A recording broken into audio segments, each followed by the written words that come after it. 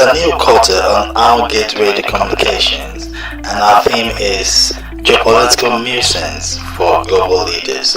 And I remain your anchor, yours truly, yours sincerely, yours objectively, Abiodun Abari. I'm so glad to have you join me.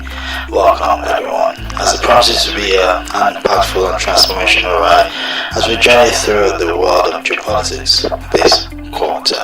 Quite a lot of water passed under the bridge last quarter's while we'll delve into the optimizing opportunities in the Ethiopian banking sector. And of course, you can always count on us to give you the right analysis, I'll tell you the color of the complexion of the water that's passed under the bridge at any point in time, and so that you can be able to make informed cross-border decisions to optimize your organizational resources and ensure that you're always ahead of competition and able to navigate those cause waters that actually impede supply chain systems and what have you. So I think about the back and forth in the Russia-Ukraine conflict, the 12-day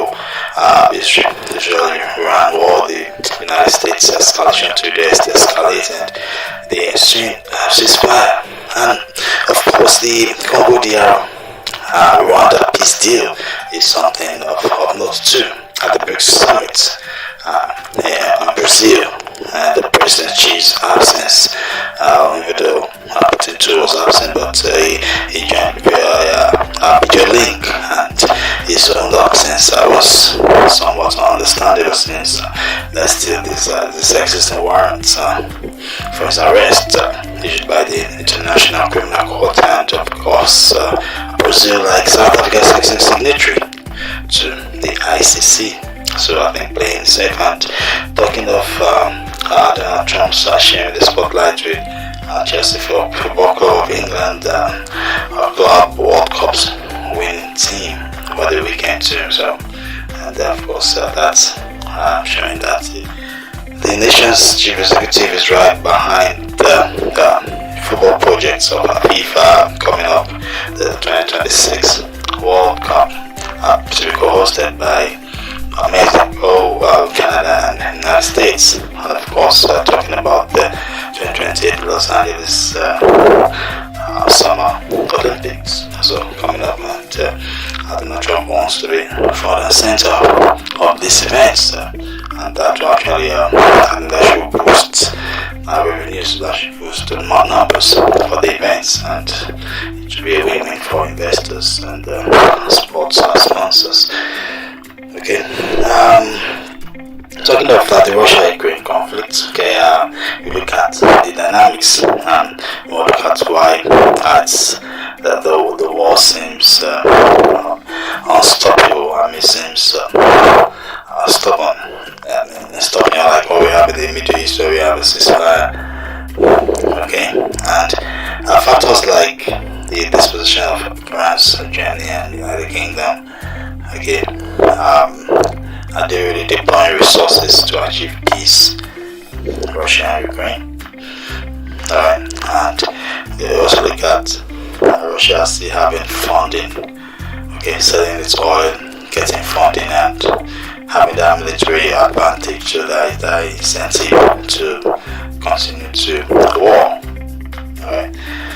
And I always speak about Europe's reality, that it is Europe that must live with Russia, and Europe must accept that Russia is a superpower. Europe must accept that Russia has come to stay. Russia has been strong for a long time. Russia resisted Napoleon, Russia resisted Hitler, and Russia lost about 26 million people in the Second World War.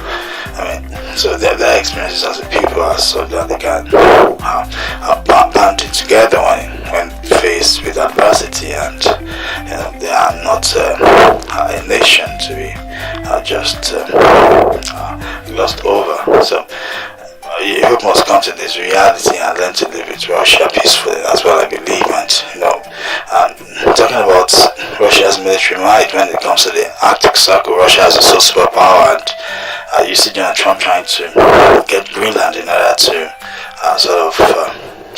start narrowing that edge. But it's Russia that has the nuclear icebreaker. I mean, for God's sake, I mean that's a reality, and also the development of a hypersonic system. It's well more advanced than that of the United States. So, talking about that, talking about the balance of power, Russia is not a nation to be tied with, and so I believe that Europe itself must come to that reality, and France, Germany, and the United Kingdom must really come to the table and try to deploy resources for peace. Okay, yes, I understand that. Yes, the dynamics that we have now are such that there is the need to disincentivize Russia going to wanting to explore the military option, okay, and trying to use peace through strength and even extreme sanctions as proposed by Donald Trump, are trying to impose 500% tariffs on Russia if it doesn't try to get a ceasefire within a specified time limit. I mean, that excessive tariffing might just be necessary to escalate, to de-escalate, just like they did with China and the trade war, getting up to like 125% tariff before China reciprocated, and sense prevailed. Both parties came to the table, and right now they have an agreement. Okay, and so talking about also another factor that I think is that accounts for the Russia-Ukraine war to be somehow intractable is the Middle East situation. There has been somewhat a diversion of resources, attention, diplomatic machinery towards Middle East. Talking about Israel's war with Iran and Iranian progress to the region. So, but I believe that there should be reinforcement of diplomatic efforts to ensure that the Russia-Ukraine war comes to an end and the bloodletting is stopped. And of course, France, Germany, and the United Kingdom have a very, very important role to play in ensuring this, in as much as the United States is playing a major role, okay, for there to be peace, enduring peace. Okay, France, Germany, and United Kingdom must really, really and genuinely desire the peace. Talking about the Israel-Iran war, Israel saw that situation as existential, that Iran was racing to get a nuclear weapon, and that's it's existential to Israel because Iranian leaders chant death to Israel, death to America, and they believe that they have their hands on the nuclear weapon, that they are going to use it on Israel. That's not just deterrent, that they're going to use it. They don't mind Iran being wiped off the map, but they just want Israel to go. And of course, the Israeli attack was sanctioned by the United States, right? And you must understand the split and the MAGA base of President Trump. That's the Make America Great Again base, and you have the Steve Bannons, the Tucker Carlsons, the Candace Owens, the Marjorie Taylor Greens of this one. And we believe that America First policy, that Israel foreign policy, should be different from America's foreign policy, and is not in America's interests to attack Iran. That attacking Fordo specifically is an act of war. Bombing Iran is an act of war, declaration of war, and they ran and campaigned on not starting new wars. Okay, that bombing Iran would actually be actually reneging on that promise. Okay, and Trump's argument was, okay, is there any agreement on Iran should not have a nuclear weapon? And all sides agree that yes, they believe that they agree that Iran should not have a nuclear weapon. And you know that that was a 60-day window, President Trump get Iran to come to the table and negotiate a deal. Okay, but as time went on, officials in Washington felt Iran would just playing for time and racing towards enrichment. Abidjai confirmed that Iran had reached 60% enrichment, and there were questions to the motive. Okay, because it just about 3.5% to 5% for civilian purposes. So if you're having 60% and you're just racing towards enrichment, I mean, widely, especially during the time negotiations were ongoing. I mean, that speaks volumes of intentions, and I think that was why Israel acted and United States sanctioned the attack. And of course, for the mountains, okay, the fortification on the ground, Israel needed the help of the United States with the massive ordnance penetrators, which it was only the B-2 bombers could carry the bunker busting bombs. Okay, and of course, that this personnel have been devoted, to this operation, practicing, rehearsing for this operation, for simulating for over a decade, since Obama years, and just this year they had the opportunity to put to practice what they learned, and the decisive operation was delivered with military precision. Okay, so you had the B-2 stealth bombers delivering the massive ordnance penetrators, and you also had the submarines firing the Tomahawk missiles and support. So of course the nuclear bases of Isfahan, Nathan, and Fordo were actually destroyed. Okay, setting back the Iranian nuclear program. This for some considerable time. Okay. And we want to look at factors that actually account for the outcomes that we have as regards the 12-day war between Israel and Iran, which had devastation on both sides, bloodletting, and of course huge destruction to infrastructure, property, right? And also military installations, military assets, okay, and nuclear assets too. First, we talk about the decimation of Iranian proxies. We reckon that Iranian proxies of Hezbollah had already been decimated.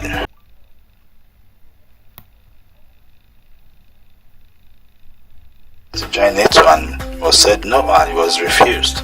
Okay, so it means that for him, NATO is an Russian alliance. So, if Ukraine has to join NATO, that's an existential threat to Russia. So Russia is fighting a similar war in Ukraine. So, what tomorrow will Russia have to intervene or tell Israel not to prevent Iran from having a nuclear weapon? Talking about the realm of political idealism and political realism. Okay.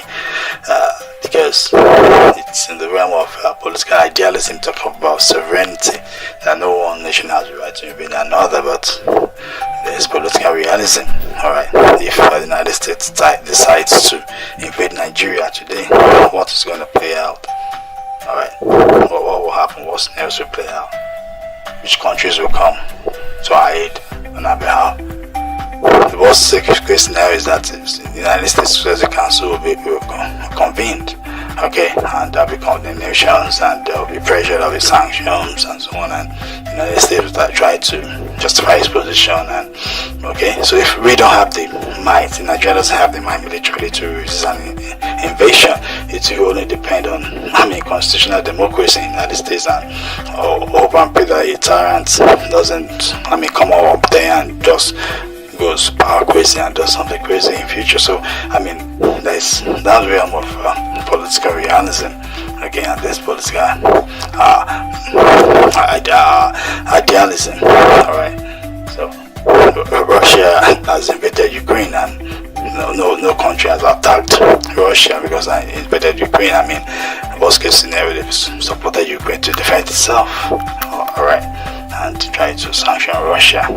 I mean, pressure it into ensuring that it stops the terror. China too has its own economic and political uncertainties to deal with. So, I mean, the timing is such that Iran just has to face the war on its own. Okay, I also talk about Iran's relationship with Arab nations, his relationship with the Muslim world. Are we talking about the purification, of the Shiites, Muslim faction, so to speak, and Saudi Arabia is the leading Sunni nation. Okay, and Iran always talking about purification of Islam, and for some it's extremism.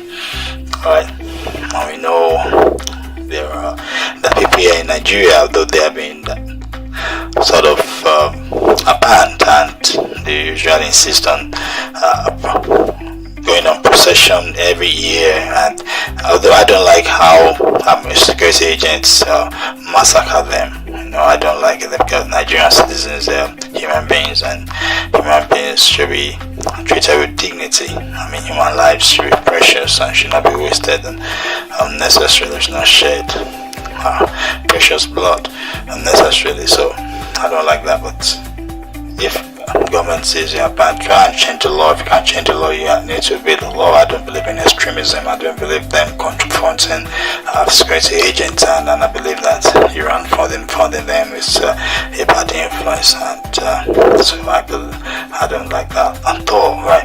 And also talking about the sponsorship of Hamas, Hezbollah, the Houthis, and the Shia militias in Syria and Iraq. Okay, the chance of death to Israel, death to America, alright, and the attacks on military bases, installations, American military bases and installations over the years. So, and even when Putin was interviewed about the war and his own opinion, he talked about what they were involved in Iran at the time, that they proposed that they wanted to actually install systems, okay, but Iran limited them to a particular project, alright, and even the project that they implemented, they had to do that at enormous costs, just because the foundational structure necessary for their own technology was not present, and so they had to re-engineer everything from beginning, and actually took them more time and more resources, but they delivered on that project and they left. And so I don't know, and right after US bombing of Fordo and Nathan and Isfahan, Iran's foreign minister actually went to Moscow right after, and the escalation. I mean, what was he expecting? Was he expecting Moscow to say, "Oh, I'm going to fight US and Arabia"? I mean, Russia is fighting a similar when you're trying and saying it's existential. I mean, so Morgan is going to tell so everyone has to go home and negotiate, and the ceasefire happened. And we recall that earlier Mr. Trump had Middle East tour, going to Saudi Arabia, UAE, Qatar, and Syria.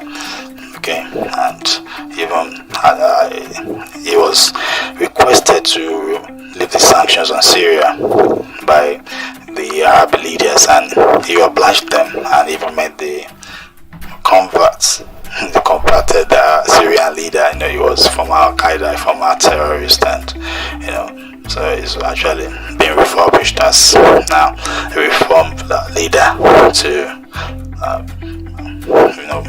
put Syria right on them where it belongs. Okay, I'm bringing all the groups together, but okay, let's see how things unfold in Syria. But practically what I'm pointing out is that Iran was effectively isolated before this 12-day war, and it was really a major factor in shaping the outcome of the 12-day war.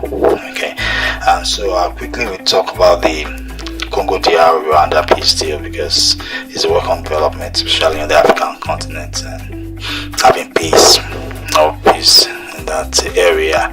And you know what Congo DR has actually faced due to the resources God has given to it, right from the days of the Portuguese right to the days of Belgium, King Leopold, and so on. So, and of course, the United States went home with the minerals deal. America first policy wasn't it for America. Trump's consistent with that. Alright, so the peace deals also consistent with Trump's world peace agenda, achieving peace through strength. Okay, and you also recommended that a former U.S. Secretary General was serving at the time, lost his life while trying to secure a peace over the Congo, and his aircraft was mysteriously blown away in the air, mid-air. So I have more questions than answers today. And talking about Mr. Trump's African summit of 5 leaders of Gabon, Guinea-Bissau, Liberia, Mauritania, and Senegal, saying these 5 countries represent the African continent. Okay, yes. So, quoting the White House government official, says President Trump believes that African countries offer incredible commercial opportunities which benefit both the American people and our African partners. End of quote. And Trump himself said the United States was, and I quote, shifting from aid to trade. This will be far more effective and sustainable and beneficial than anything else we could be doing together. End of quote. And we must know that these invited countries, they have gold, they have oil, they have manganese, they have gas, they have wood, they have zircon. Gabon itself holds 25% of the non-global reserves of manganese, and also supply 22% of China's manganese. And look at Gabon's strategic location on the Gulf of Guinea, alright, which it also has. Gabon has a coastline of about 800 kilometers, right? So it's a potential military base for the United States. You reckon? So, I mean, we have to be projecting what's going to be in for the United States, bringing Gabon to the table to represent Africa.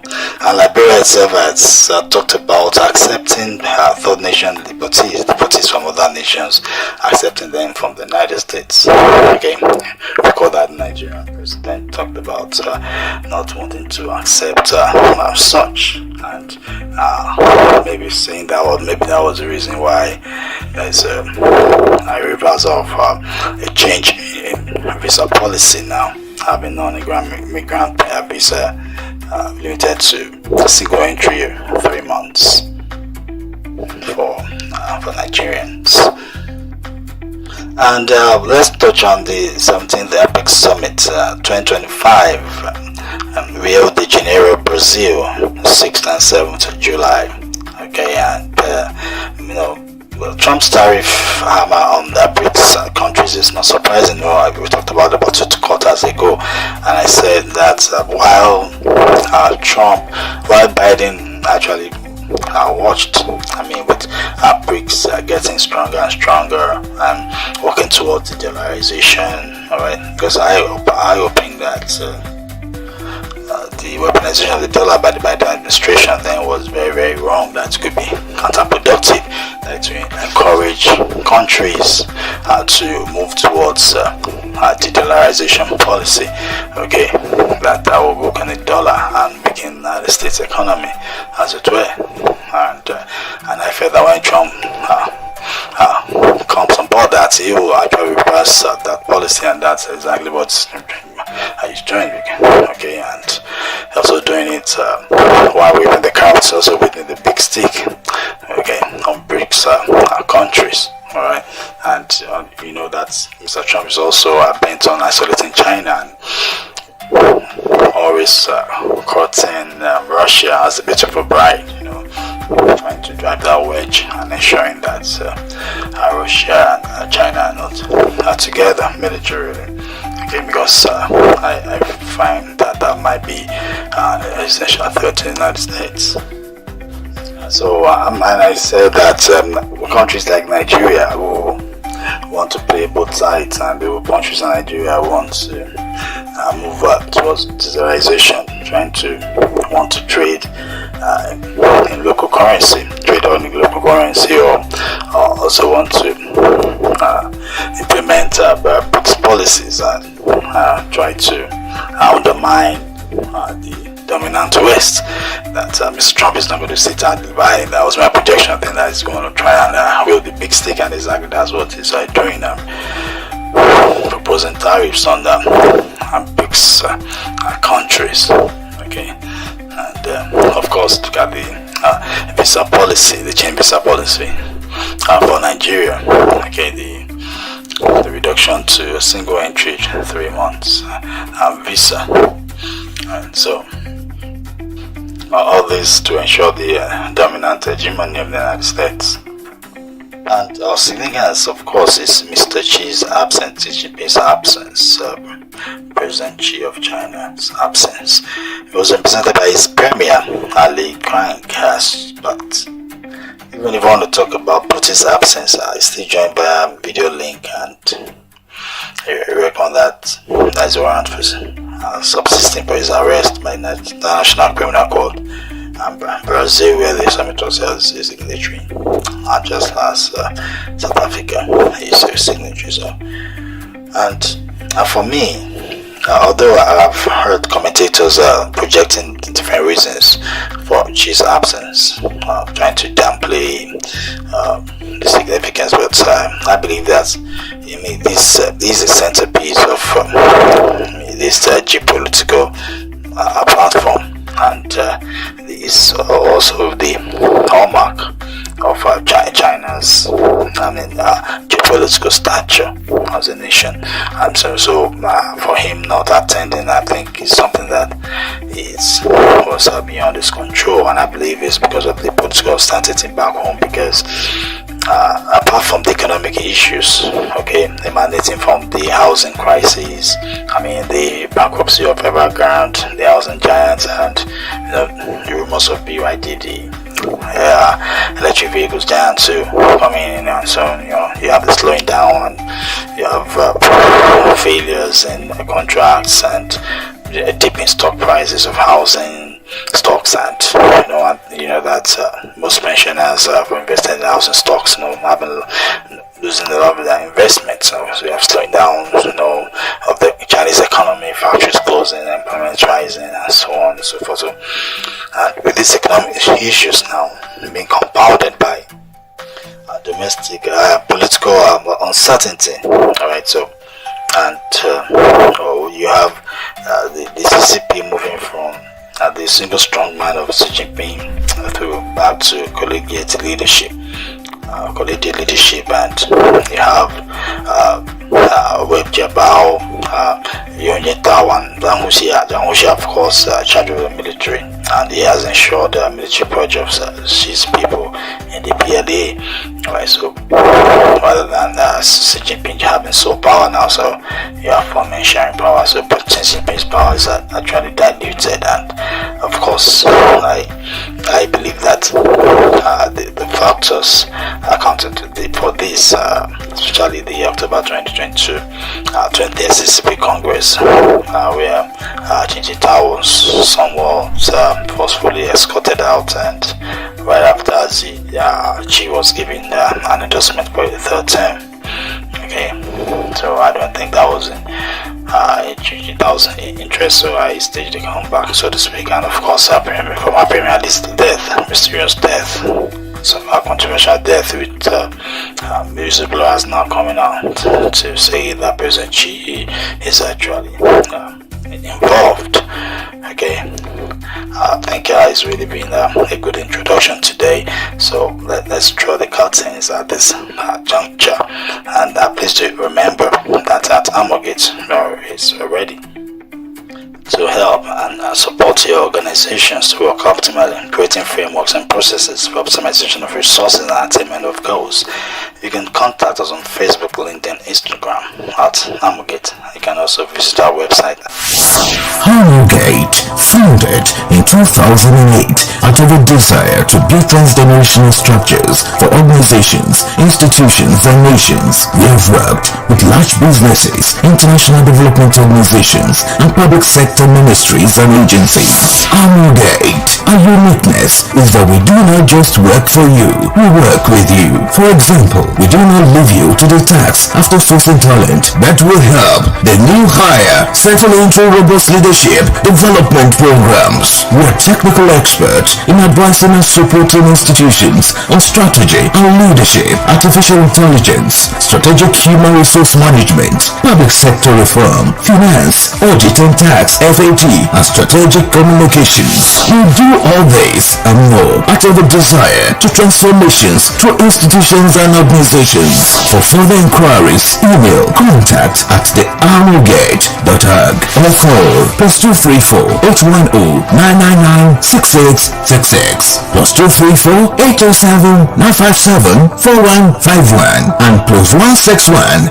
0504 6026 www.thearmorgate.org. Armorgate, building to endure and transforming nations through institutions and organizations.